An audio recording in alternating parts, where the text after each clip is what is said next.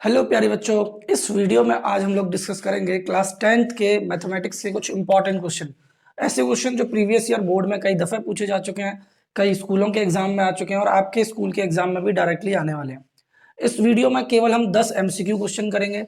उसी तरीके से नेक्स्ट वीडियोज में 1 mark, 2 mark, 3 mark, 4 mark question भी हम करेंगे। ठीक है ना? तो अभी आप इस वीडियो को ध्यान से देखिए पहला क्वेश्चन इस वीडियो का ये रहा। If two positive integers p and q can be expressed as, एक p नंबर है जो ab स्क्वायर है और एक q है जो a क्यूब b है, where a and b being prime number, a और b क्या है वहां पर प्राइम नंबर्स हैं। तो बताओ एलसीएम क्या होगा। तो बच्चों एलसीएम हमेशा याद रखना। अब देखो p का और q का एलसीएम पूछना है, तो ये देखो उसके फैक्टर में क्या है, a और b है ना। तो अब ये देखो a की हाईएस्ट पावर कितनी है दोनों में, तो a की हाईएस्ट पावर कितनी है 3। तो जो एलसीएम आएगा वो a की हाईएस्ट पावर दोनों में कितनी है 3। ऐसे ही b की हाईएस्ट पावर कितनी है दोनों में, तो b की हाईएस्ट पावर दोनों में कितनी है 2। तो इसका एलसीएम क्या आ जाएगा a की पावर 3 b स्क्वायर। अगला question, the HCF and the LCM. अब इन एचसीएफ और एलसीएम निकालना है, बहुत आसान तरीका है। वैसे अगर ये रिटर्न में आता तो आपको प्राइम फैक्टराइजेशन मेथड से जाना था। वैसे आप इन तीनों का एचसीएफ और एलसीएम आसानी से देख सकते हो। देखो 12 के फैक्टर होते हैं 2 इंटू 2 इंटू 3, और 21 के फैक्टर 3 इंटू 7, और 15 के फैक्टर होते हैं 3 इंटू 5। अब इनको पावर के रूप में लिख दो। तो अब देखो ध्यान से, यहां आप ये बताओ आपको चाहिए एच सी एफ, तो तीनों में क्या कॉमन है, तो तीनों में क्या कॉमन है, तो तीनों में 3 कॉमन है, चेक कर लो। तो एच सी एफ तो आ जाएगा 3। देखो पहले एच सी एफ लिखा है तो एच सी एफ 3 और 3 दो ऑप्शन सही है।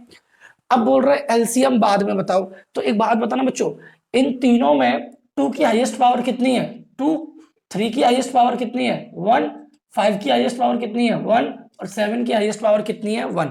तो एलसीएम के लिए अब देखो 7 5 जा 35, और 35 दूनी 70, 35 तिया 105, और 2 दूनी 4, तो 5 चौके 20, 4 एकम 4, 420। तो आपका आंसर आ जाएगा सी। एचसीएफ तो 3 होगा और एलसीएम 420। ठीक है ना? The zeros of the polynomial, ये भी एनसीईआरटी बेस्ड क्वेश्चन ही है।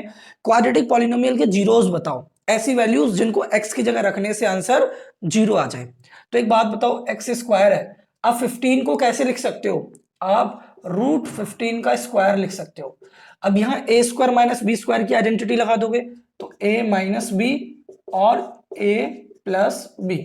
अब यहां से एक बार इसे इक्वल्स टू 0 रखना, एक बार दूसरे ब्रैकेट को, तो x की वैल्यू रूट 15 और माइनस रूट 15 आ जाएगा।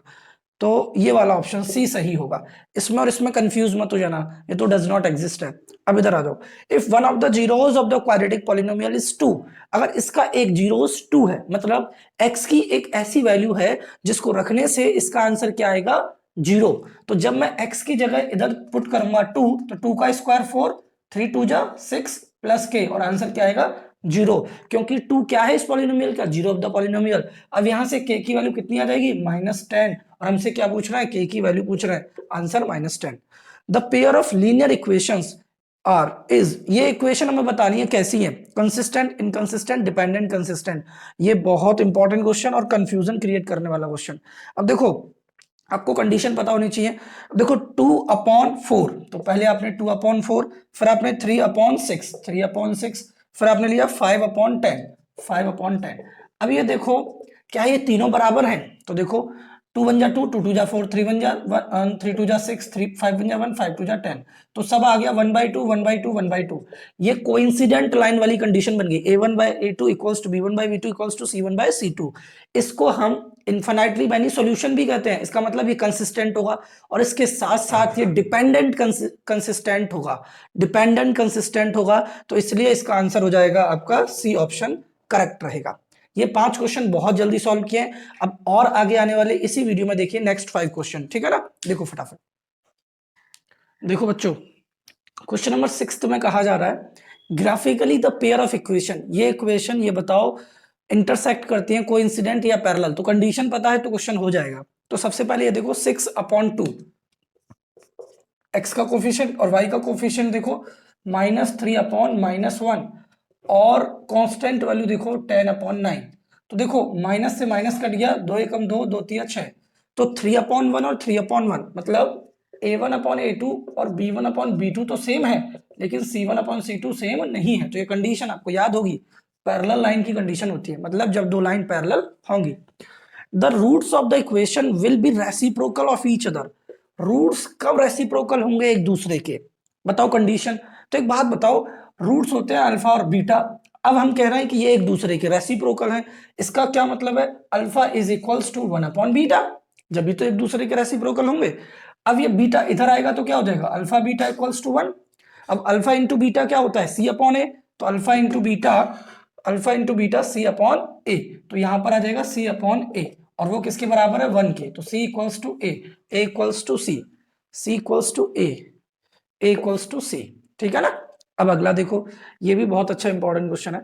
The value of x for which, अब ये तीन वैल्यूज हैं जो एपी में है, तो बच्चों जब भी तीन टर्म एपी में लाई करें तो अर्थमेटिक मीन को फॉलो करते हैं। अर्थमेटिक मीन क्या होता है, देखो ध्यान से, ये तीन टर्म है, तो बच्चों जब भी तीन टर्म एपी में बात की जाए तो बीच वाले टर्म का डबल कर देना, डबल। जब इसका डबल करोगे तो 2x और 10 का डबल 20, और इन दोनों को ऐड कर देना, तो 2x प्लस 3x प्लस 2। एक बार दोबारा समझ लो, जब तीन टर्म एपी में होते हैं तो बीच वाले का डबल बराबर होता है अगल बगल के दोनों टर्म के सम के, ठीक है ना। अब देखो ये हो जाएगा आपका 2x से 2x काट दो और 2 को इधर ले आओ, 20 माइनस 2, और ये हो जाएगा 3x, तो 18 इक्वल्स टू 3x, 3 से 6 टाइम्स कट जाएगा, तो x की वैल्यू क्या आ जाएगी, 6। हमसे पूछ क्या रहा है, find the value of x पूछ रहा है, तो x की वैल्यू क्या हो जाएगी, 6, तो x की वैल्यू हो जाएगी 6। The points this and this are the vertices of an, कैसे ट्रायंगल के वर्टिसेस हो सकते हैं, तो आप एक बात करो कि इसको ना आप कोऑर्डिनेट प्लेन में रिप्रेजेंट कर दो, मतलब ऐसे समझो, ये -4,0 है, तो 1 2 3 4 ये वाला पॉइंट हो गया -4,0, ये है 4,0, 1 2 3 4 ये हो गया 4,0। अब बोल रहे हैं 0,3, 1 2 3 ये वाला पॉइंट हो गया 0,3। अब इनको मिला दो, अब ये बताओ ये कैसा ट्रायंगल है। अब एक बात समझो बच्चों, ये 4 है और ये 3 है, तो इसमें पाइथागोरस थ्योरम लगाकर ये 5 और ये 5 आ जाएगी। अब जब किसी भी एक ट्रायंगल में एक साइड 5 हो, एक साइड 5 हो, और नीचे वाला बेस 4 और 4 कितना हो जाएगा, 8, तो बच्चों जब दो साइड एक जैसी हैं और तीसरी साइड 8 है, और वो 8 भी ऐसा नहीं है कि हाइपोटेनियस हो, तो बच्चों जब दो साइड सेम होती हैं तो आइसोसेलेस ट्रायंगल होता है। That's why we can say that ये जो ट्रायंगल बनेगा ये आइसोसेलेस ट्रायंगल होगा।